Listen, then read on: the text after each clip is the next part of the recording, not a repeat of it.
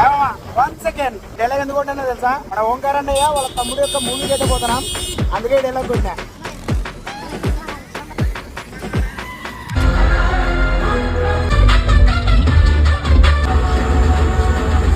భక్తికి జోడించి బాగానే తీసినారు కానీ క్లైమాక్స్ చాలా తక్కువ పెట్టినాడు. ఒకసారి చూడొచ్చు, యావరేజ్ బొమ్మ 5 to 2 పాయింట్. సినిమా ఉందిరా. 1 సెకండ్.